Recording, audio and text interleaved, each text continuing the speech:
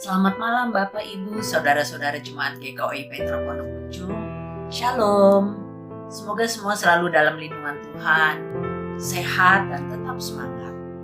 Tema renungan pada Selasa 7 Desember 2021 malam ini berjudul Doa Paulus untuk orang Kristen di Efesus, dengan bacaan firman Tuhan yang terambil dari Efesus 1 ayat 15-23. Saya akan menarasikan penjelasan tema ini dari salah satu artikel kumpulan renungan iman Kristen yang ditulis oleh pendeta I. Nyoman Jepun MTH. Baiklah, sebelum membaca firman Tuhan, mari kita nyanyikan pujian berjudul Doa Mengubah Segala Sesuatu.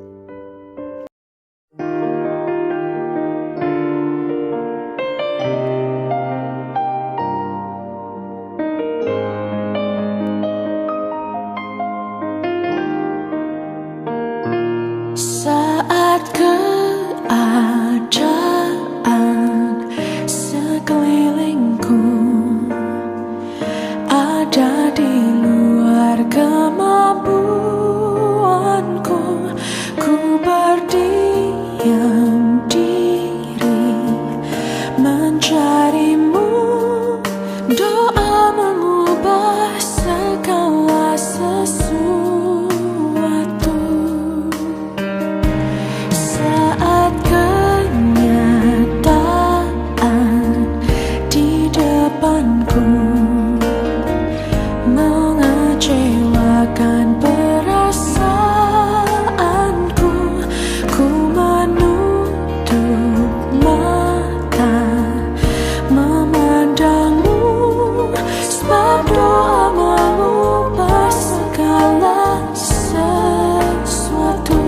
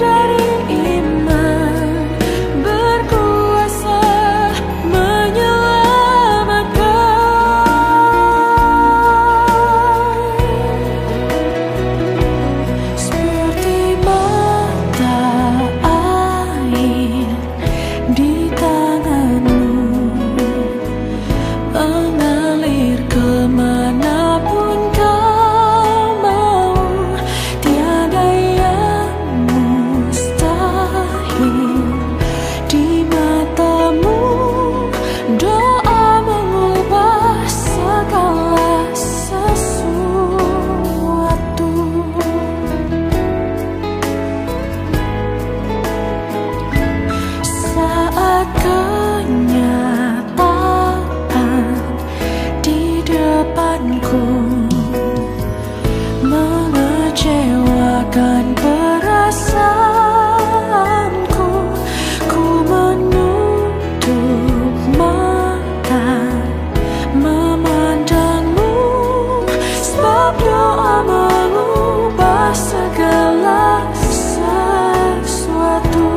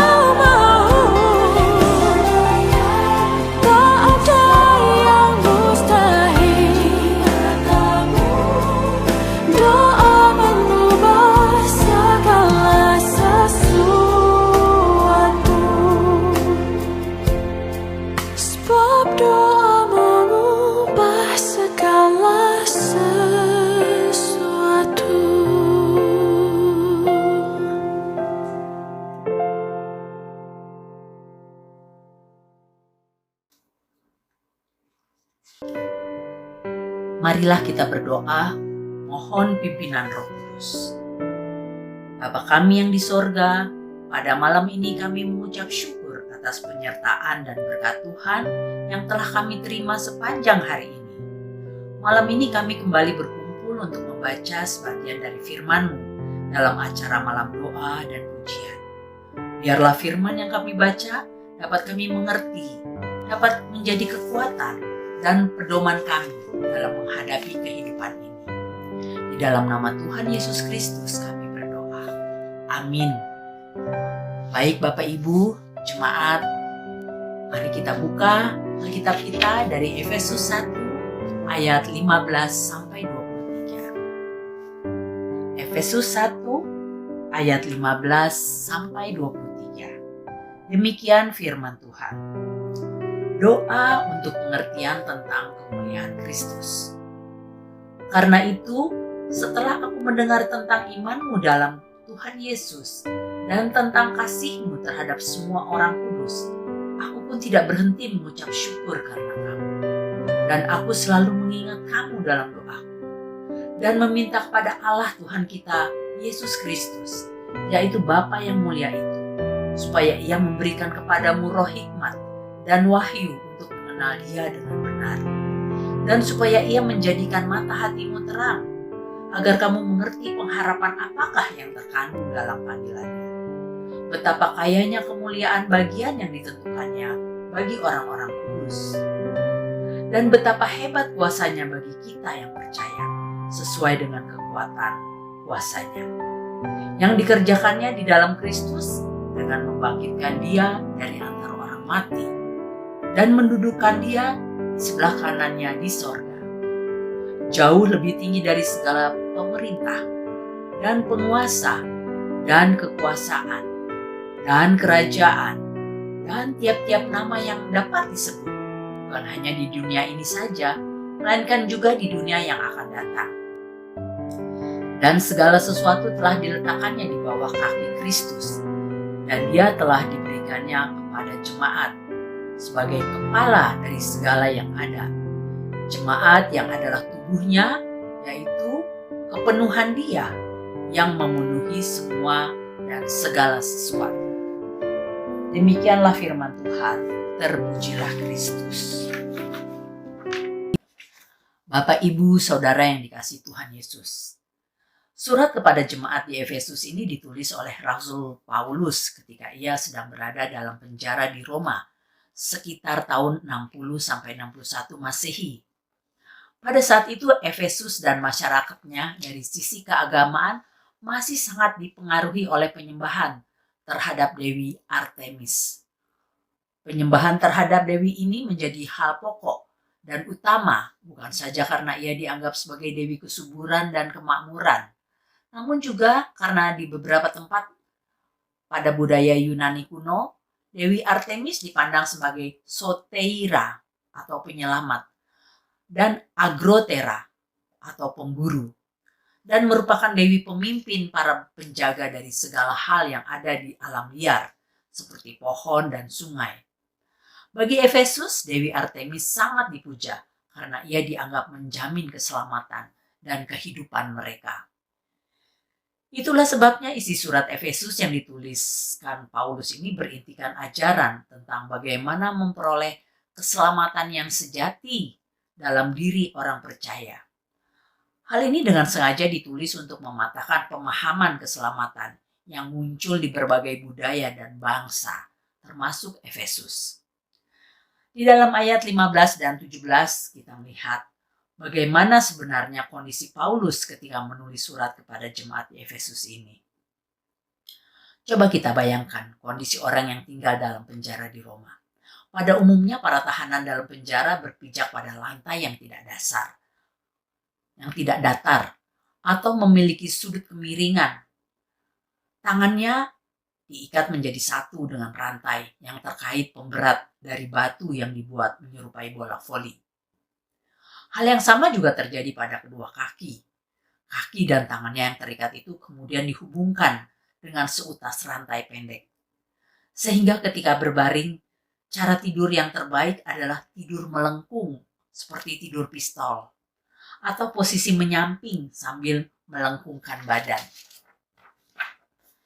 Dalam kondisi seperti ini, sudah pasti menderita, tertekan, dan bisa jadi menyesali hidup.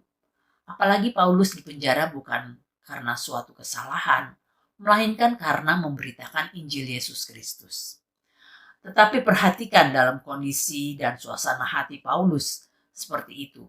Tiba-tiba ia menulis surat dan berkata kepada jemaat Efesus melalui suratnya, "Aku tidak berhenti mengucap syukur." Ayat 16. Wow, bagaimana mungkin mengucap syukur dengan kondisi seperti itu? Bukankah lebih tepat kalau Paulus menggerutu atau bersungut-sungut? Ternyata Paulus bukannya menggerutu, bukan tertekan dan kecewa, tetapi justru ia bersuka cita dan bersyukur. Padahal bersyukur dalam penderitaan adalah hal yang tidak mungkin, tidak logis, dan hampir tidak ada orang yang mau dan bersedia melakukannya. Tetapi mengapa Paulus mampu melakukannya? Dalam 1 Tesalonika 5 ayat 18, Rasul Paulus mengajarkan, "Mengucap syukurlah dalam segala hal, sebab itulah yang dikehendaki Allah di dalam Kristus Yesus bagi kamu." Ternyata perintah ini tidak hanya ia ajarkan, tetapi juga ia lakukan dan kerjakan. Menjadi penting bagi kita untuk mengucap syukur dalam segala keadaan. Di sisi lain, adalah mustahil mengucap syukur di saat sakit atau berduka.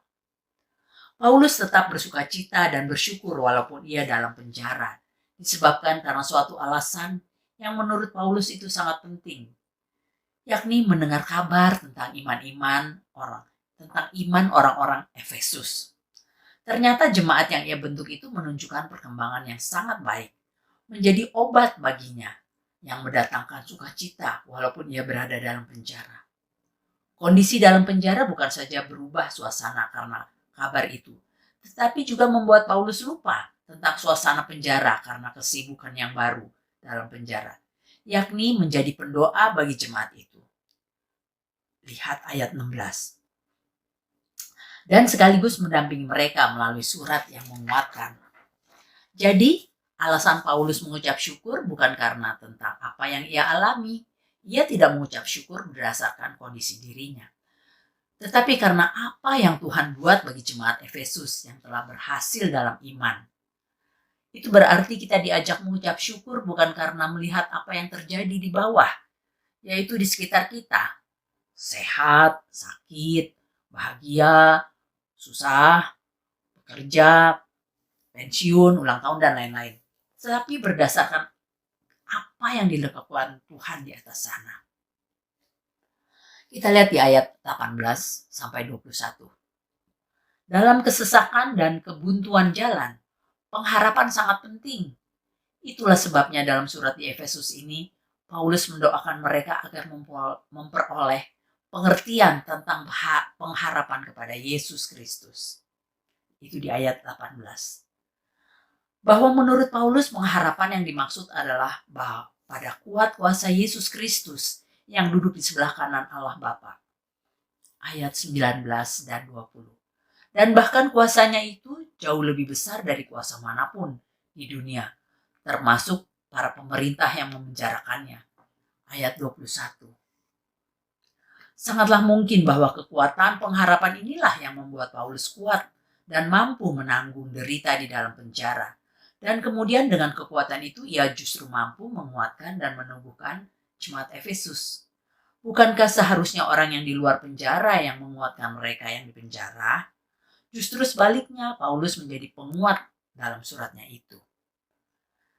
Dalam ayat 22-23, kita lihat kemajuan iman jemaat Efesus menjadi inspirasi bagi Paulus untuk bersyukur dan sekaligus membuatnya menyibukkan diri untuk meneguhkan dan menguatkan jemaat Efesus melalui doa pribadi dan berbagai nasihat dalam suratnya itu. Di ayat 18-23. Paulus menyebut kata kunci penting bagi hidup berjemaat, terutama bagi jemaat Efesus, bahwa yang utama dari segala sesuatu adalah mengakui Yesus Kristus sebagai kepala segala sesuatu. termasuk kepala dari jemaat Efesus, ayat 22. Dan selanjutnya kesadaran diri pada Efesus bahwa mereka adalah tubuhnya, ayat 23. Hal ini bagi Paulus sangatlah penting untuk mengajak jemaat berada dalam satu kesatuan komando dari satu kepala, yaitu Yesus Kristus Tuhan. Sekaligus mengingatkan mereka bahwa mereka adalah tubuh Kristus sebagai jemaat agar hidup tidak terpecah, melainkan tetap menjadi satu, menjaga kekudusan hidup sebagaimana Yesus Kristus yang adalah kepala. Jika memperhatikan keseluruhan tulisan Paulus ini, hal mengucap syukur memang merupakan kabar baik dari Efesus, tetapi kekuatan mengucap syukur datangnya dari Yesus Kristus. Dialah sumber dari ungkapan syukur Paulus. Berapa banyak dari kita yang cenderung untuk menyerah pada keadaan pahit yang dialami? Belajar dari Paulus yang tidak berharap dihibur orang di luar penjara, tapi malah menjadi kekuatan dan berkat bagi mereka di luar sana. Maka demikianlah harusnya kita. Kondisi dan keadaan yang ia alami tidak menjadi penghalang baginya untuk bersyukur dan melanjutkan karya memberitakan Injil, walau dalam penjara. Kondisi terpuruk itu justru dijadikan kekuatan untuk terus berkarya. Bagaimana dengan kita? Kiranya kita dimampukan melihat peluang untuk dapat bersyukur dalam segala hal. Paulus bersyukur karena pertumbuhan iman Efesus, walau ia sendiri dalam penjara. Kita diajarkan untuk juga melihat berbagai peluang di kondisi tidak nyaman, sekalipun untuk dapat bersyukur dan memuliakan Allah. Di sisi yang lain, kita pun diajar untuk tidak terpaku pada penjara hidup kita masing-masing. Sebagaimana Paulus tidak terpaku pada sempitnya penjara, namun tetap sibuk menulis surat dari penjara untuk menguatkan jemaat Efesus dan Kolose. Berhentilah fokus pada masalah dan beban hidup. Jangan hanya melihat beban yang dipikul, alihkanlah sudut pandang kita pada kekuatan dan kuasa Allah dalam Yesus Kristus untuk beroleh pengharapan. Kita lihat ayat 18-20. Dan mulailah menjalani hidup yang positif sebagaimana Paulus lakukan. Bapak, Ibu, Saudara jemaat GKOI Petra yang dikasihi Tuhan Yesus Kristus, Paulus berdoa supaya jemaat Efesus diterangi oleh Roh Kudus sehingga mereka mengerti kuasa Allah. Ayat 18-19. Paulus juga menghendaki jemaat Efesus menggunakan pikiran mereka untuk belajar atau berpikir, supaya mereka dapat mengerti kuasa Allah tersebut. Berdoa agar supaya Roh Kudus menerangi hati dan pikiran kita adalah sesuatu yang mutlak perlu. Tetapi kita tidak boleh lupa bahwa kita juga harus menggunakan pikiran kita untuk belajar dan berpikir. Kiranya kita semua dimampukan. Soli Deo Gloria, kemuliaan hanya bagi Tuhan. Amin. Mari kita berdoa. Bapa kami yang bertahta di dalam kerajaan sorga, pada malam hari ini kami telah mendengarkan sebagian dari firman-Mu yang telah mengajar bagaimana kami harus mengucap syukur dalam segala hal. Ajarlah kami untuk tidak fokus hanya pada masalah yang kami hadapi, tetapi berikan kami kemampuan untuk berdoa bagi orang lain, meski kami sendiri sedang dalam situasi yang sulit. Ya Tuhan Allah Bapa, mohon kiranya Roh Kudus memberi kekuatan dan kuasa Allah dalam Yesus Kristus, agar kami beroleh pengharapan dan mampu menjalani kehidupan yang positif dan berguna bagi orang lain, sebagaimana Paulus lakukan.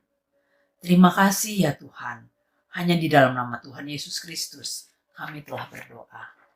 Amin. Mari kita akhiri dengan lagu pujian Bersyukur kepada Tuhan.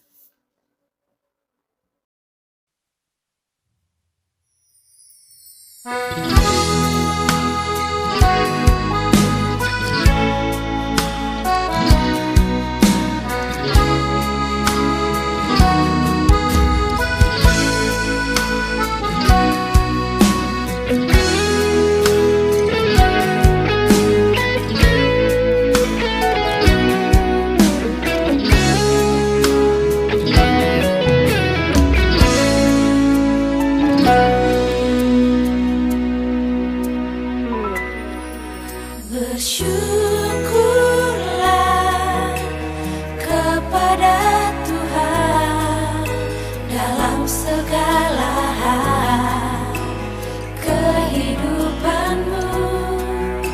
Itu yang diinginkannya daripada kamu sebagai orang yang hidup bersatu dengan Yesus.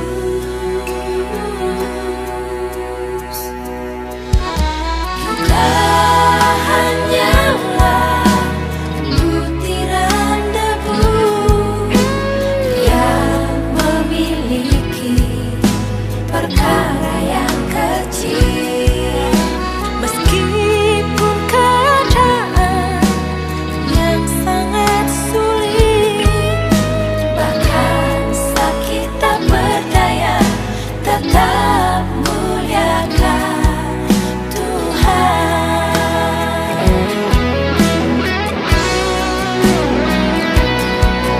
Sembah dan pujilah Tuhan dengan segenap hati, jiwa, dan ragamu. Sebab segala sesuatu dari Dia, oleh Dia, dan bagi Dialah kemuliaan sampai selamanya.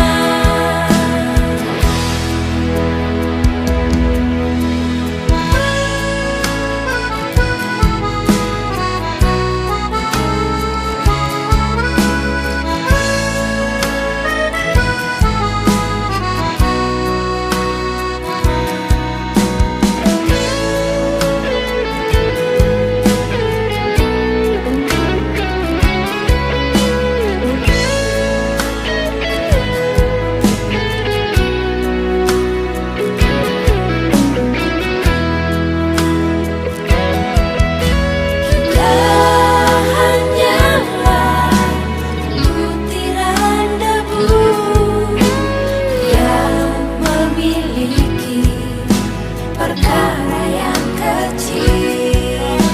Meskipun keadaan yang sangat sulit, bahkan sakit tak berdaya, tetap muliakan Tuhan.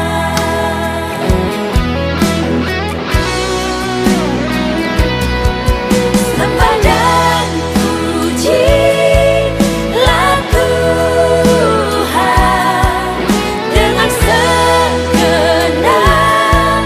hati, jiwa, dan ragamu.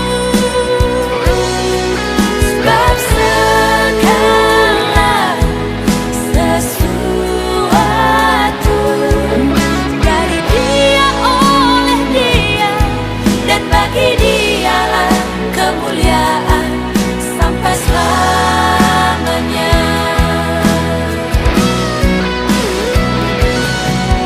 Sembah dan pujilah Tuhan dengan segenap hati, jiwa, dan ragamu.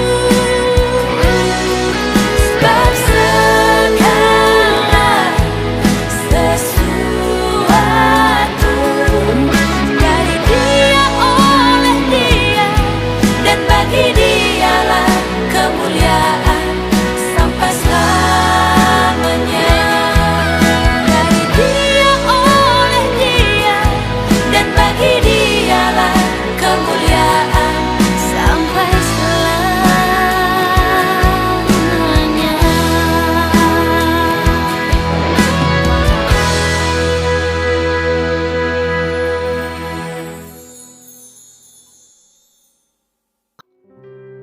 Bapak Ibu jemaat yang dikasihi Tuhan, mari kita lanjutkan dengan doa pribadi masing-masing sesuai dengan daftar pokok doa yang sudah dibagikan. Diakhiri dengan doa yang diajarkan oleh Tuhan Yesus Kristus, doa Bapa kami.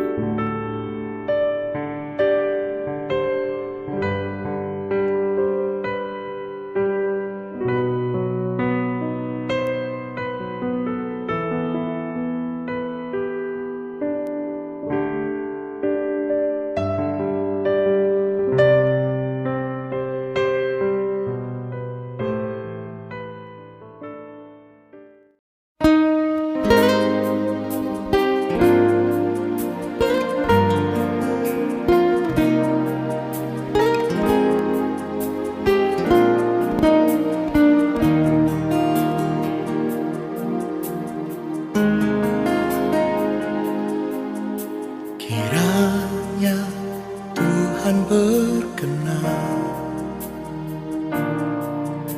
memberkati rumah keluargaku. Apa yang telah Tuhan berkati, diberkatilah untuk selamanya. Sebab Tuhan melindungi, Tuhan menyinari dengan wajah-Nya, memberi kasih karunia, damai sejahtera. Tuhan Yesus berkati.